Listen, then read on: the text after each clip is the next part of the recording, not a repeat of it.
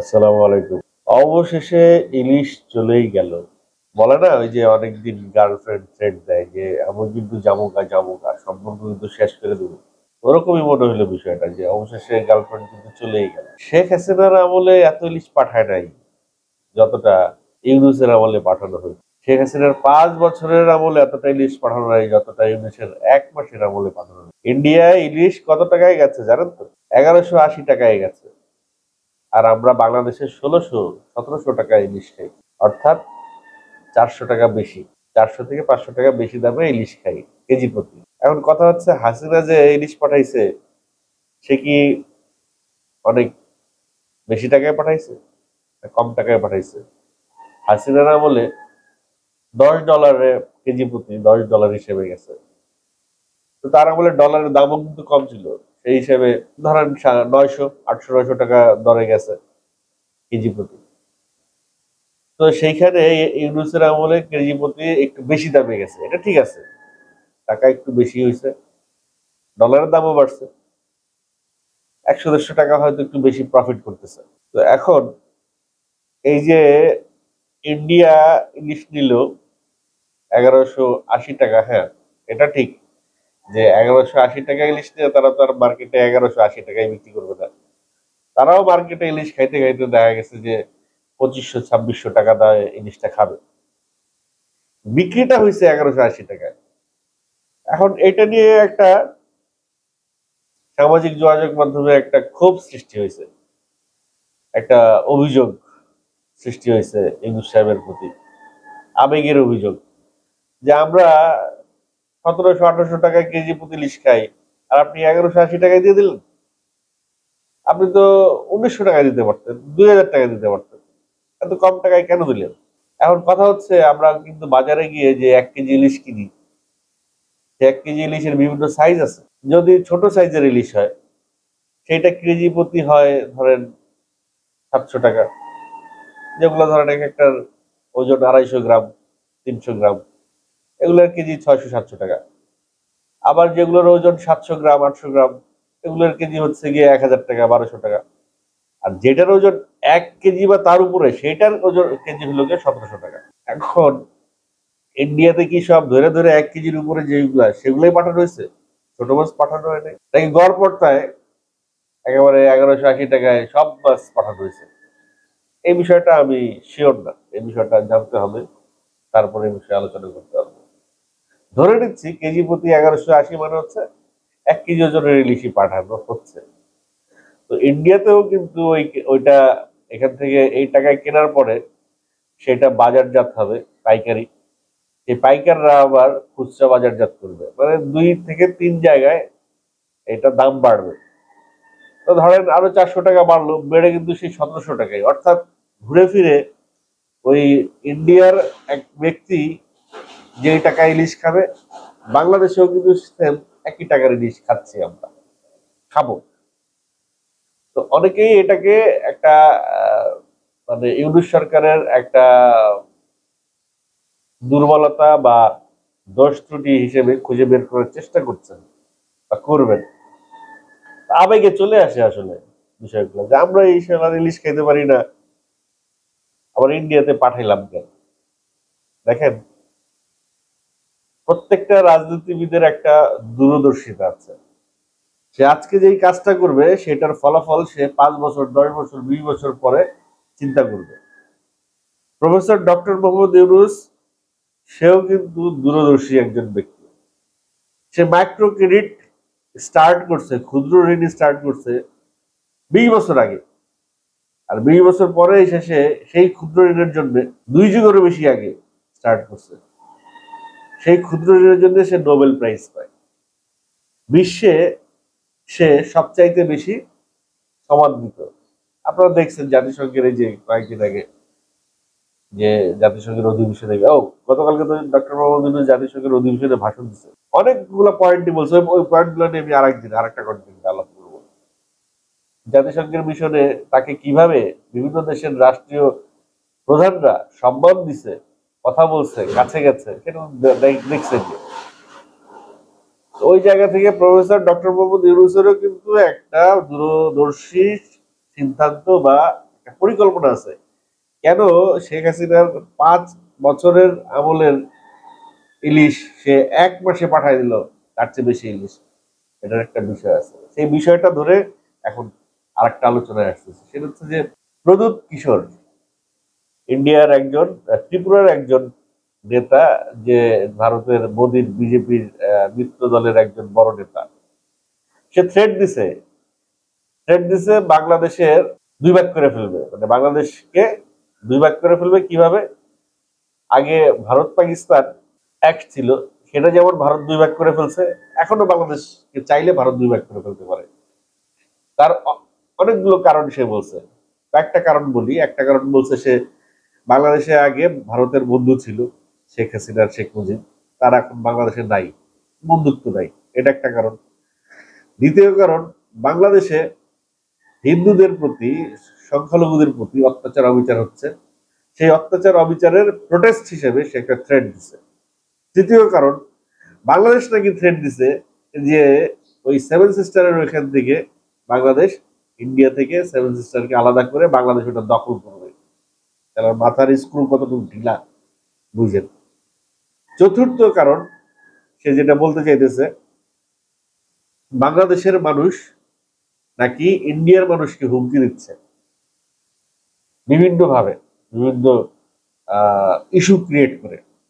তো ওই বিষয়গুলোকে নিয়ে সাবধান করার জন্য এই প্রদ্যুৎ কিশোর বাংলাদেশের মানুষকে একটা হুমকি দিচ্ছে যে বাংলাদেশকেও সে আলাদা করে দেবে। মাদার স্ক্রু কত ঢিলা, চিন্তা করেন। তখন পাকিস্তান ছিল এক প্রান্তে, বাংলাদেশ আরেক প্রান্তে, ভারতের দুইটারে আলাদা করতে সুবিধা হয়েছে। বাংলাদেশের যে মানচিত্র, সেই মানচিত্র থেকে একটা খণ্ড, ভূমিখণ্ড যে তুমি আলাদা করবা, এটা এত সোজা না প্রদ্যুৎ কিশোর। তুমি এই মোদিরে খুশি করার জন্য বক্তব্য দিয়ে গেলে, কারণ তুমি মোদির মিত্র দলের একজন নেতা। ভারতে বৈশা মানে আমাদের আমাদের দেশেও কিছু নেতা ছিলেন যাদের আসলে মাথার ঠিক ছিল না, যে কাউয়া কাদের, আরো কয়েকজন নেতা ছিল, মানে উল্টা পাল্টা পেত, সারাদিনই উল্টা পাল্টা কথা বলতো, মানে যেগুলো আসলে সে যে একজন শিক্ষিত লোক, সে যে তার যে একটা বিবেক বুদ্ধি আছে, তার কথাবার্তা শুনলে এটা মনে হতো না। এই প্রদ্যুৎ কিশোর হচ্ছে এই টাইপের একজন নেতা। বুদ্ধি বিবেক বিবেচনা দিয়ে সে কথা বলে না, আবেগ দিয়ে কথা বলে, এবং সে চাই হচ্ছে এই আবেগটাকে ক্যাশ করে ওই এলাকার মানুষের কাছে সে জনপ্রিয় থাকতে। তো সেই কাজটাই সে করছে। সে জনপ্রিয়তা পাওয়ার জন্য আবেগ দিয়ে অনেকগুলো কথা বলছে, যেগুলোর বাস্তবিক কোনো রূপরেখা নাই। হ্যাঁ, এটা ঠিক। আমি কিন্তু কয়েকদিন আগে বলছিলাম যে পাহাড়ে যে অস্থিরতা তৈরি হয়েছে, এই অস্থিরতা ভারতেরই ইনপুট। ভারত এই অস্থিরতা তৈরি করে রেখেছে। পাহাড়িরা এখন চাইবে ভারতের মদদের কারণে, পাহাড়িরা অনেক সময় চেয়ে বসতে পারে, হয়তো চাইছে যে তারা আলাদা রাষ্ট্র হয়ে যাবে, তারা পার্বত্য চট্টগ্রাম বা তারা রাঙামাটি বা তারা বান্দরবান নিয়ে আলাদা একটা রাষ্ট্র।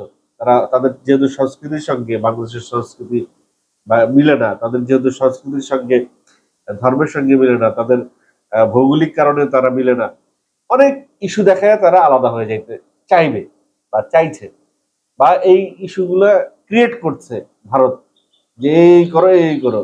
তারপর ক্রিয়েট করে যখন তুমি আলাদা রাষ্ট্র হয়ে যাবা, তখন তোমার ভারত ধরবে, ছোট দেশ কিছু করতে পারবে না, তখন ভারত কিন্তু তোমার গিলে খাবে তোমার সবকিছু। যেটা হায়দ্রাবাদের বেলা হয়েছে, আমি এর আগেও আমার একটা কন্টেন্টে হায়দ্রাবাদের ইস্যুটা বলছি। হায়দ্রাবাদও একটা সময় স্বাধীন রাষ্ট্র ছিল। এই হায়দ্রাবাদ ভারত 6 দিনে দখল করছে, মাত্র 6 দিনের যুদ্ধে দখল করছে। আস্তে আস্তে, হঠাৎ করে যুদ্ধে যায় নাই, আস্তে আস্তে এইভাবে ইস্যু ক্রিয়েট করে করে করে করে করে করে যুদ্ধ লাগাই দিছে, ঢুকে গেছে এই সংখ্যালঘুদের ইয়ে করার জন্য, উদ্ধার করার জন্য ঢুকে যায়। 6 দিনের যুদ্ধ, হায়দ্রাবাদ যুদ্ধবিরতি চাইছে, সেই যুদ্ধবিরতি তারা লিঙ্গার করছে, এমন একটা সময় যুদ্ধবিরতি ডেট দিছে যেন এই সময় তাদের কাজ উদ্ধার হয়ে যায়।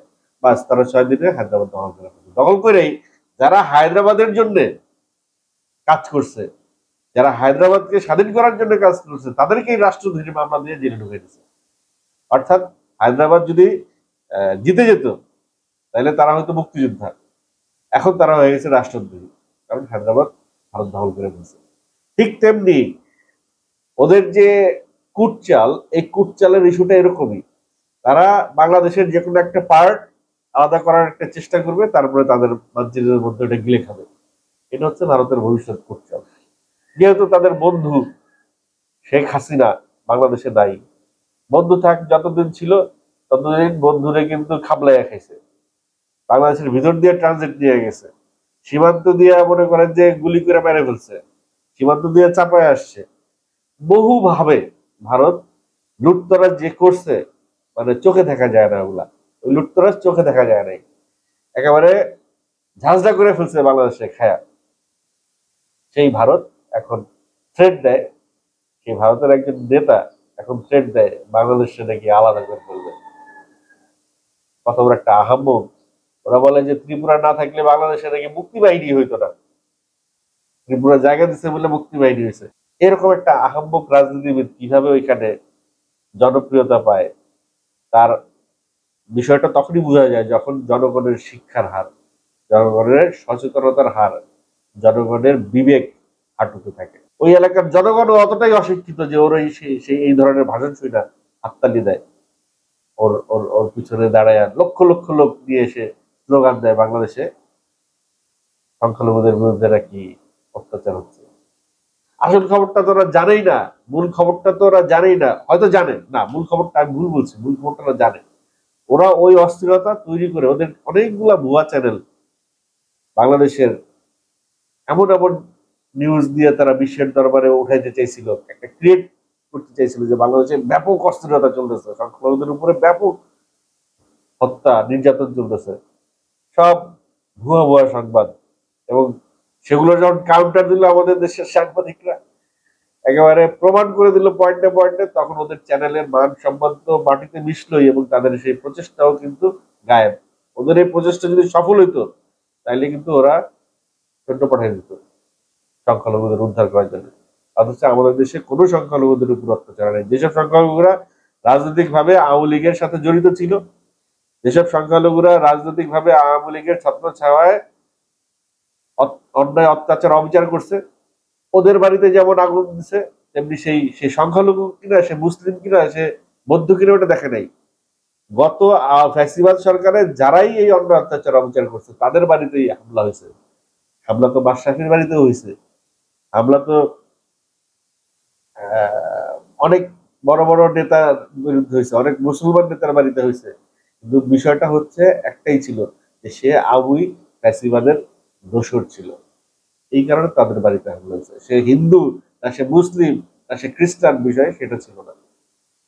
তো আজকে যখন হামলা হয় তখন সে সংখ্যালঘু, আর যখন সে সুবিধা পায় তখনও সে সুবিধা যখন দিতে চায় তখন সে সাধারণ মানুষ। যখন অসুবিধায় পড়ছে তখন সে সংখ্যালঘু, আর যখন অন্যায় করছে, অত্যাচার করছে, অবিচার করছে, তখন সে বাংলাদেশের একজন সাধারণ শক্তিশালী নাগরিক। এই ছিল তাদের ভূমিকা। যাই হোক, এই প্রদীপ কিশোরের হোক, সুবুদ্ধির উদয় হোক, এই সমস্ত আবাল নেতাদেরকে জনগণ, তাদের দেশে জনগণ যেন চিনতে পারে, তাদের যেন সুবুদ্ধি হয়, তারা যেন এই সমস্ত নেতাদের যে অজ্ঞতা, এই অজ্ঞতা সম্পর্কে তাদের যদি সঠিক ধারণা না হয়, তাহলে তাদের অবস্থাও কিন্তু বাংলাদেশে যেমন অভ্যুত্থান হয়েছে, বাংলাদেশের যেমন অবনতি হয়েছে, গত 15 বছরে বাংলাদেশের যে ক্ষয়ক্ষতি হয়েছে, যে ডিমোশন হয়েছে, তাদের ক্ষেত্রেও তাই হবে। তারাও কিন্তু ওই একটা ডিকটেটর সরকারের আন্ডারেই থাকবে, তারাও কিন্তু এই ফ্যাসিবাদ একটা সরকারের আন্ডারে থাকবে, তাদের কোনো স্বাধীনতা বলে কিছু থাকবে না, বাক স্বাধীনতাও থাকবে না, যেমনটা এই 15 বছর বাংলাদেশের এক কোনো নাগরিকের ছিল না।